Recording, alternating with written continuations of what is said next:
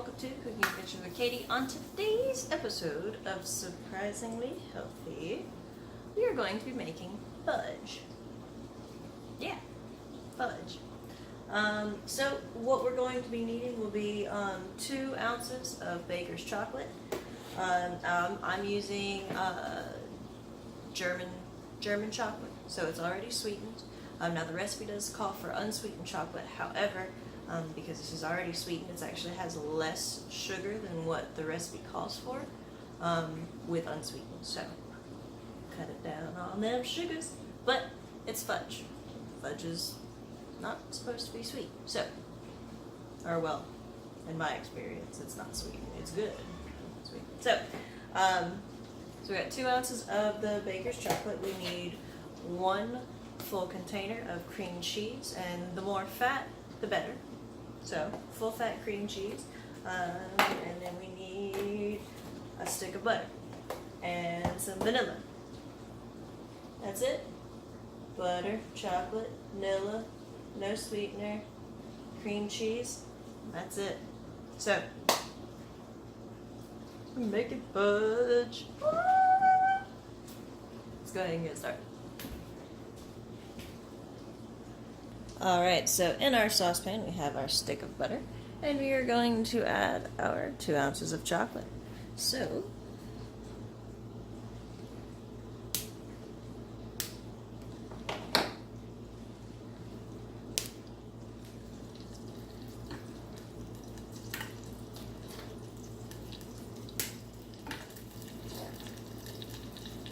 as a fun recipe tip, at this point you could just add a whole bunch of milk and you'd have hot chocolate.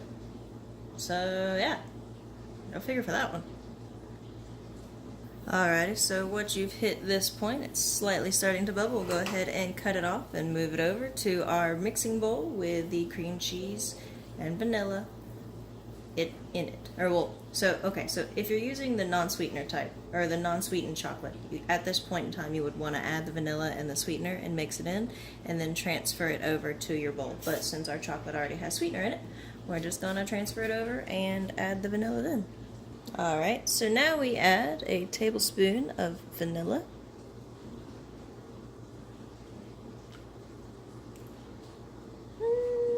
There we go. And we use a hand mixer and mix it up. Alright, so after mixing it, I tasted it, and it was a bit bitter.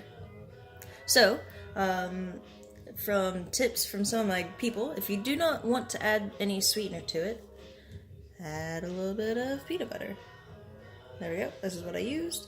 If you use peanut butter, not only will it add like a little bit of sweetness to it, it also adds a little bit more fat, and also adds a hint of peanut butter to it. So peanut butter and chocolate always go good together.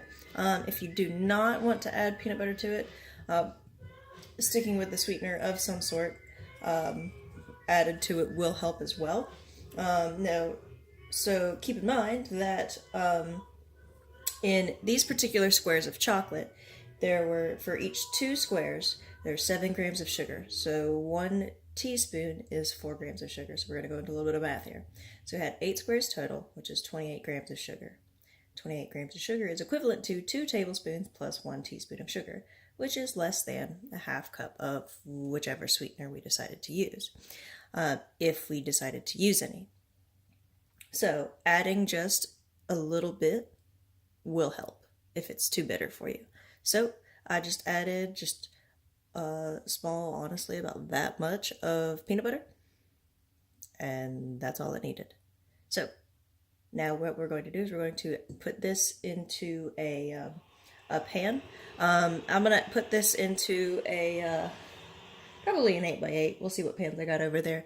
But we're going to line it with parchment paper, and then we're going to freeze. So but it's got to freeze for about 2 hours, so there's not going to be a taste on here, but there will be pictures and honestly what it tasted like in the description once they come out. As a whole though, chocolatey, with just a smidge of peanut butter, and yeah. So we're gonna put this in the pan and throw it in the freezer.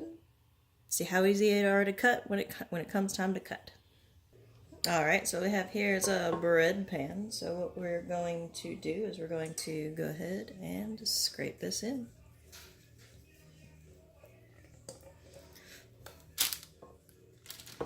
After holding up my bite to this, I was like, that's not quite enough. Unless we wanted them to be like super thin. So, it's up to you.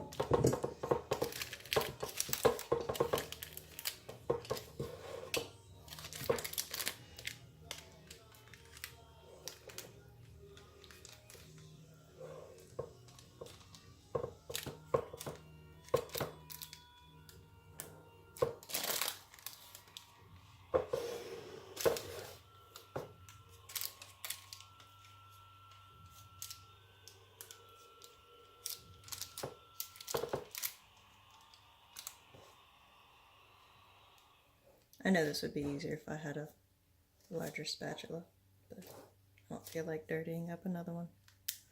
So, now that we have our probably half-inch thick fudge, we're going to go ahead and throw this in the freezer until frozen, which could take anywhere from 20 minutes to 2 hours, depending on how firm you want it. So, well, what I'll actually do is I'll check it in 20 minutes, and if it's not done, I'll let you know, and then we'll just be seeing some results all on the Facebook and pictures and stuff. So, I'll throw this in the freezer and see how this goes.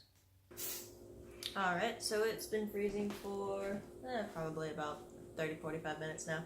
It's still soft, but it's solid enough to cut. So, let's see.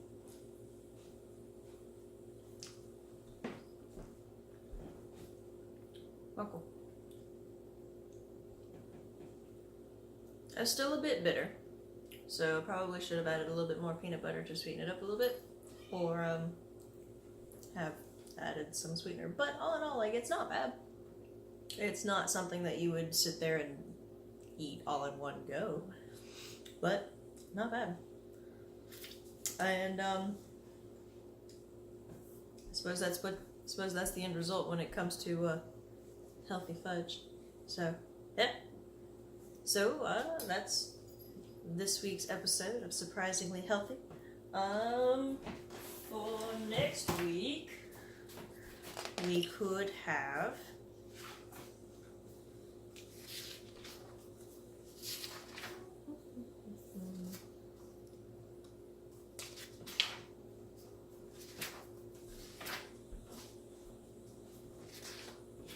something.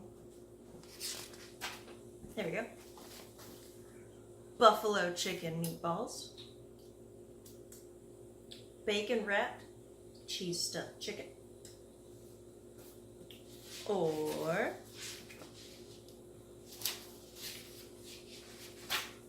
a meat pie. Or a meat pie. So buffalo chicken meatballs. Bacon wrapped cheese stuffed chicken, or a meat pie. Those are our options for next week. So, with all that being said, I'll see y'all next time, and happy cooking.